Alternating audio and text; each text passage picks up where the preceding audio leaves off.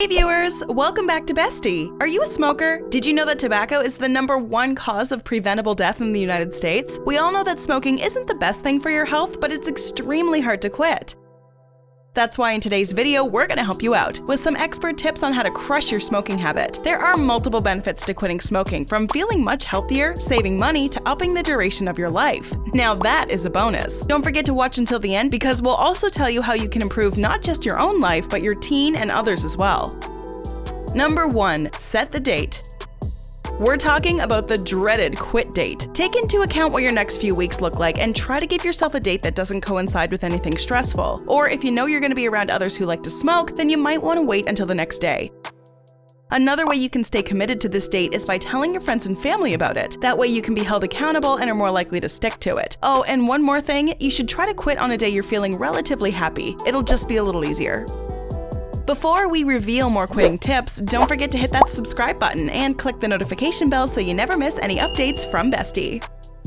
Number 2, make a plan.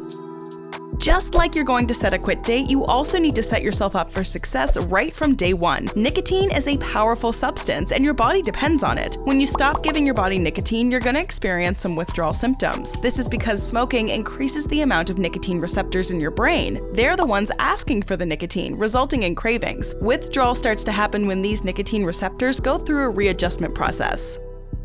It takes about 3 days for the nicotine to completely leave your body, and this will be the hardest part of quitting. Unfortunately, the cravings can last up to 3 months, so you gotta be committed to this for the long haul.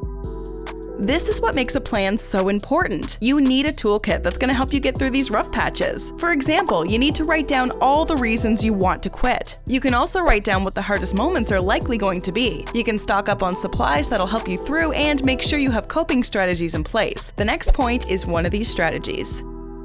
Number 3, avoid triggers. Journaling might not be your thing, but in this case, it could really come in handy. Writing down when you're craving a cigarette can help you target exactly what is triggering you. It could be the time of day, the activity, the people you were hanging out with, or how you were feeling. Some common triggers include alcohol. Many people like to smoke when they've had a few drinks. One way you can avoid this is switching to non-alcoholic beverages when you're trying to quit. You can always bring them back into your life slowly once you've kicked the habit of smoking, but remember, this is a trigger and could cause a relapse. Friends who smoke. It's hard to say no to your smoker friends. However, if you keep trying to hang out with them when you're trying to quit, watching them smoke, smelling the smoke, or even seeing cigarettes in their hands will be a major trigger. You'll want to limit the time you spend with them, at least in the beginning. After a meal. Sometimes a trigger can be paired with another activity, like eating. When you sit down for a meal, you're likely going to be there for a while, so once you're done, you'll likely crave a cigarette. You can't really replace eating, but you can replace the activity that follows a meal. Try a healthy dessert instead, or chewing on a piece of gum. If you know that when you get stressed out you want to smoke, you can avoid certain activities. Now triggers, until you've got a handle on your cravings. Number 4, try the 10-minute rule. Sometimes the craving will be bad, but if you're prepared for it, then you can overcome it. When you feel like you're just about to give in, try waiting 10 more minutes. If you pair this with something that'll distract you for about 10 minutes, it won't be that hard.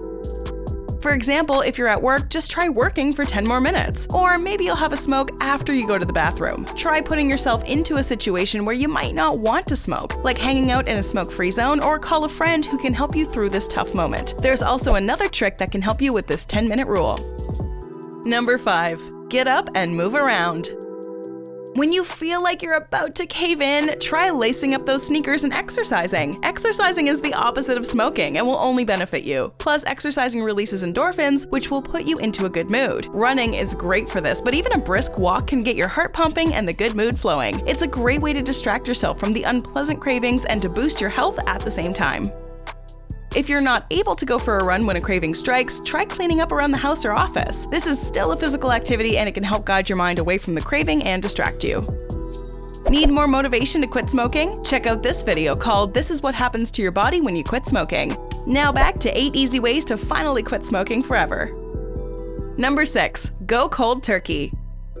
We know, this one seems really scary, but studies show that this is one of the most effective ways to kick the habit. Weaning yourself off slowly seems like a more pleasant way to go about it, but research shows that in a group of 700 participants, the ones who went cold turkey were at least 10% more likely to stick to quitting than the other group who used supports like nicotine patches or a smoking replacement.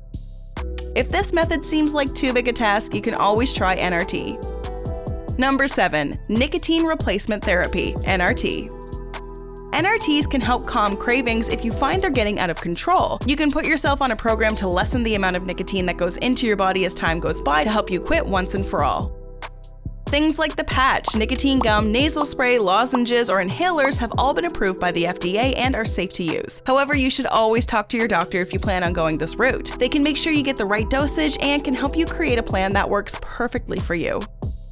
Number 8. Ask for support.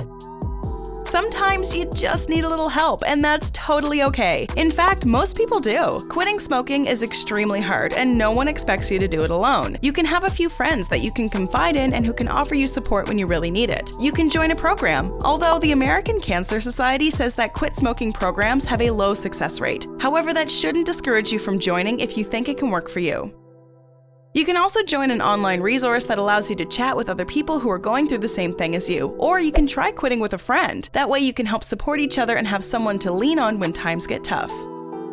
Now that you know some great ways to start your journey to a healthier you, here are some ways you can help someone you love or your teen through the difficult task of quitting smoking. Most people try their first cigarette around the age of 13 or 14. It can be really hard watching your child pick up this bad habit, and research shows that if a teen starts smoking, it'll be much harder for them to quit down the road. The first thing to remember is that you can't make anyone do anything. They have to want to quit before they even attempt it. All you can do is be there for them and give them extra support when they need it. If they relapse, it's best not to make them feel bad about it. It's hard enough making the decision to quit, let alone fighting cravings. Plus, if someone relapses, it doesn't mean they've lost all their progress. Try to encourage them to dust themselves off and try again. For teens especially, it's best to set a good example and not smoke yourself. Keep a smoke-free household so they'll have less opportunities to engage in smoking. Try to be patient with them and keep the dialogue open. Do your best to find out why they started smoking in the first place and be sure to explain the dangers of this habit. Did you quit smoking? How did you quit? Let us know in the comments below. We'd love to hear from you. Enjoyed this video? Hit like, share, and subscribe to Bestie. Wait! What kind of bestie are we if we don't tell you about our other awesome videos? Go ahead, choose the left or right video, and enjoy.